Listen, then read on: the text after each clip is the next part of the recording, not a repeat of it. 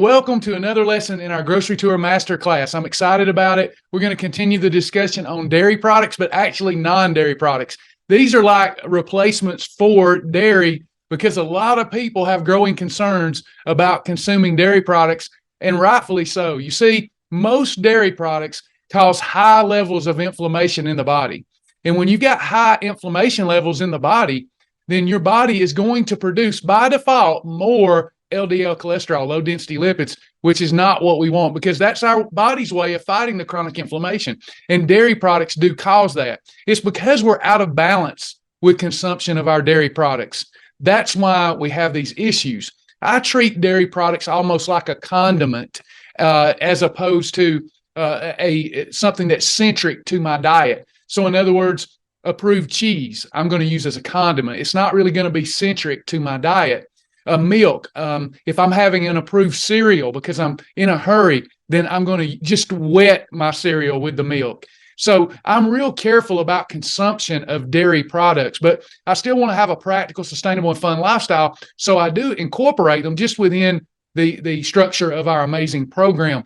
Now, from time to time, I will have a delicious grilled cheese sandwich with quite a bit more cheese, and sometimes I even get a hankering for a glass of milk and some approved cookies, so you can still do that. We just don't want dairy to be centric to our diet. Many of us grew up drinking milk thinking that's the way to have strong bones, to get our calcium, to get our vitamin D. We grew up thinking that. And now we know that certain green vegetables have more calcium in them than milk does.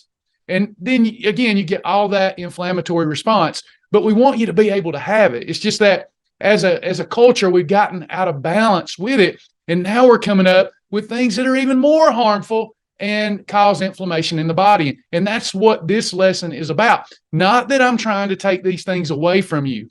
I'm not trying to take them away at all. I want you to enjoy everything within your Shibboleth lifestyle, but I also want you to lose weight and be healthier than when you started. Unlike other diets, I want to leave you better off than I found you, okay? So you having the facts is going to help you make better adult decisions based upon what your goals are.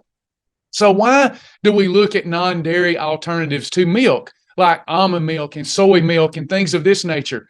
Well, we look at these because maybe we have an allergic reaction to dairy.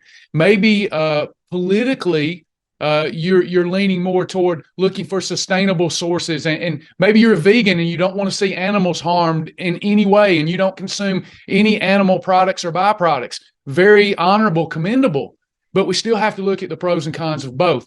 First of all, again, if there's kids around, hold their ears.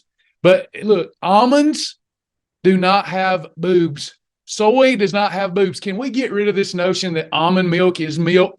It's not milk. It's not, okay? It's basically processed nuts and water, Hopefully it's minimally processed, and you can have it, but it's still going to cause an inflammatory response.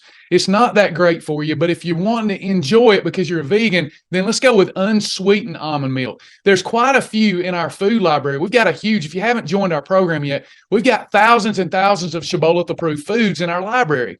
And one of those is unsweetened almond milk. And there's some other types of almond milk that are lightly sweetened. We just have to make sure, because of the sugar content in those that are sweetened, that we match it up with enough protein and fiber to neutralize that insulin impact that we're going to get from it. Soy, we often hear that soy is not good because it promotes high estrogen levels, which doesn't play in our favor if we're trying to lose weight. But again, we've got some soy milks that are approved also for those folks that need dairy-free alternatives. You can do them, but when looking in our food library, make sure that you're following the description of use. I'm sure you'll be pleased with that. You get this very versatile, many ways that you can use it in your program. But again, as a recap, whole milk, skim milk, soy milk, almond milk, unless it's unsweetened almond milk, is not so good for you.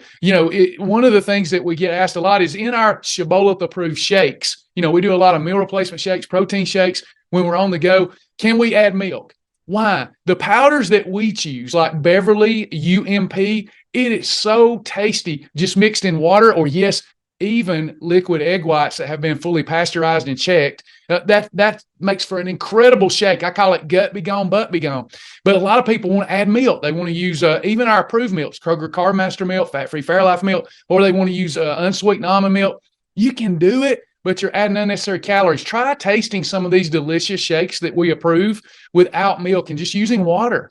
Because listen, we have a propensity to go, can I add this? Can I add that? And what happens before we know it, we have added unnecessary calories. Because if we think that adding milk to anything, whether it's Shibboleth approved milk or some of these dairy alternatives, is going to help us from a wellness standpoint or a weight loss standpoint, it's not. It's working against us.